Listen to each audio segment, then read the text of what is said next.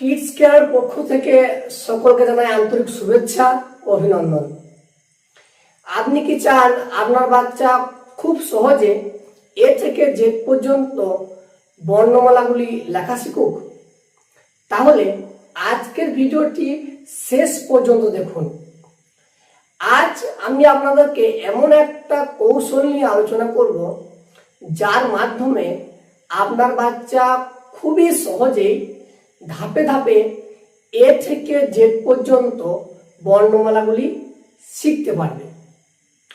তার আগে বলে রাখি, আমি এর আগে লাইনসের উপর একটা ভিডিও পোস্ট করেছি যেখানে বিভিন্ন লাইনসের ব্যাপারে বলেছি।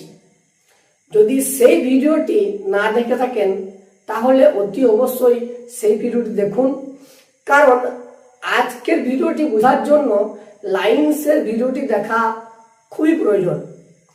আজকের ভিডিওতে আমি ওই লাইনসের মাধ্যমে কিভাবে আপনার বাচ্চাকে এ থেকে জেড পর্যন্ত লেখা শেখাবেন সেটা নিয়েই আলোচনা করব। আমি আবারও একবার লাইনসগুলোর সঙ্গে পরিচয় করে দিচ্ছি। এটা হচ্ছে স্ট্যান্ডিং লাইন, এটা স্লিপিং লাইন, এটা লেফট স্ল্যান্টিং লাইন, এটা রাইট স্ল্যান্টিং লাইন, এটা আপ কার্ভ, এটা ডাউন কার্ভ, এটা লেফট কার্ভ, এটা রাইট কার্ভ। এবার আমি এই লাইনসগুলোর মাধ্যমে কিভাবে খুবই সহজে এ থেকে জেড পর্যন্ত লেখা যায় সেটা দেখাবো। First A, left slanting line, right slanting line, sleeping line মাঝখানে, এটা হলো এ। এরপরে বি, প্রথমে স্ট্যান্ডিং লাইন, এরপরে লেফট কার্ভ, আবার একবার লেফট কার্ভ, এটা হলো বি।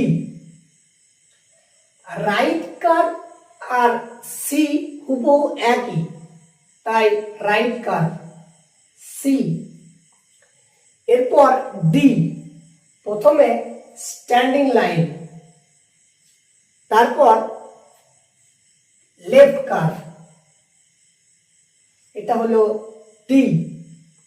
ডি এর পরে ই, প্রথমে স্ট্যান্ডিং লাইন, তারপর উপরে স্লিপিং লাইন, নিচে স্লিপিং লাইন, ঠিক মধ্যবর্তী জায়গায় স্লিপিং লাইন, এটা হলো ই।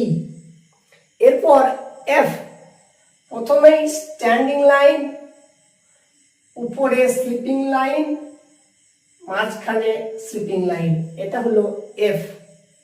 এরপরে জি, প্রথমে রাইট কার্ভ,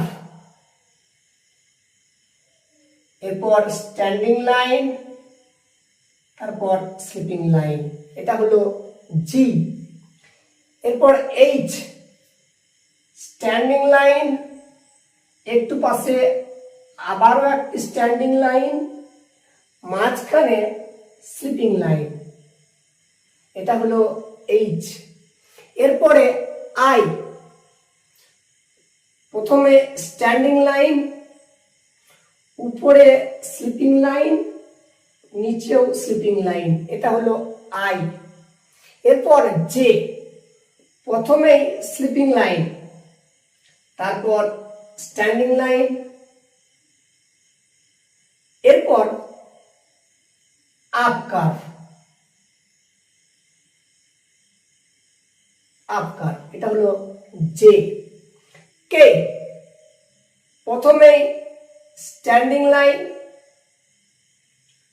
এরপরে লেফট স্ল্যান্টিং লাইন, উপর থেকে, এখান থেকে রাইট স্ল্যান্টিং লাইন, এটা হলো কে।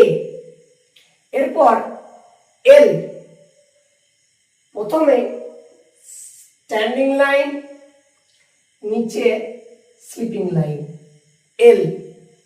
এরপর এম, প্রথমে স্ট্যান্ডিং লাইন, এরপরে রাইট স্ল্যান্টিং লাইন,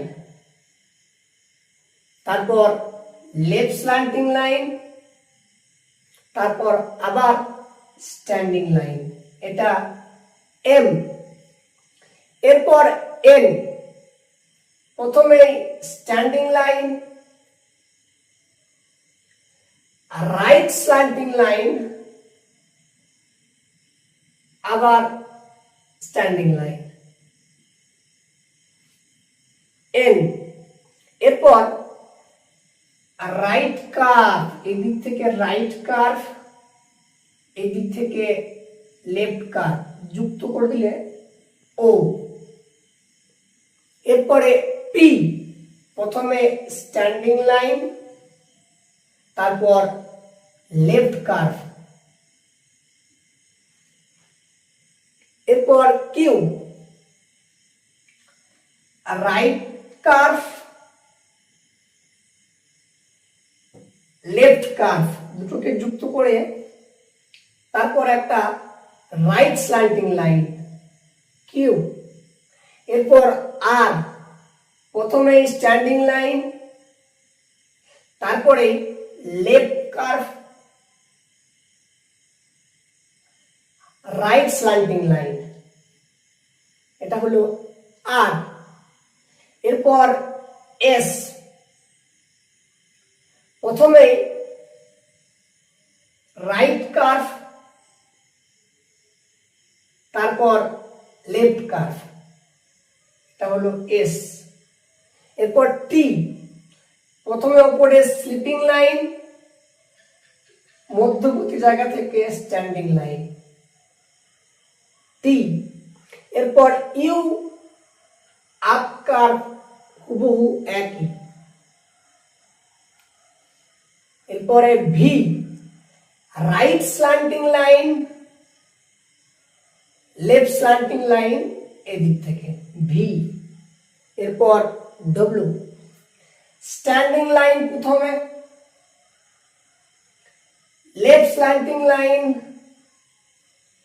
এরপরে রাইট স্ল্যান্টিং লাইন, আবার স্ট্যান্ডিং লাইন। এরপরে এক্স, প্রথমে রাইট স্ল্যান্টিং লাইন, তারপরে লেফট স্ল্যান্টিং লাইন। ওয়াই, প্রথমে লেফট স্ল্যান্টিং লাইন, এরপর মাঝখান থেকে right slanting line Y. Z, প্রথমে স্লিপিং লাইন, এরপরে লেফট স্ল্যান্টিং লাইন, তারপর আবার স্লিপিং লাইন। এভাবে আপনি আপনার বাচ্চাকে হাতে ধরে ধীরে ধীরে এ থেকে জেড পর্যন্ত শেখাবেন। আশা করছি আপনার বাচ্চা খুবই সহজে এ থেকে জেড পর্যন্ত লিখতে পারবে। যদি কোনো অক্ষর বা বর্ণ বা লেটার লিখতে অসুবিধা হয় আমাকে জানাবেন, আমি আবারও ভিডিও বানাবো। তাই বাচ্চার ওপর চাপের সৃষ্টি না করে বাচ্চাকে সহজ কৌশলে শেখান, বাচ্চা দ্রুত শিখবে। আর বাচ্চার উপর চাপ সৃষ্টি করে শেখাতে গেলে বাচ্চা আর লিখতে চাইবে না। অসংখ্য ধন্যবাদ ভিডিওটি শেষ পর্যন্ত দেখার জন্য।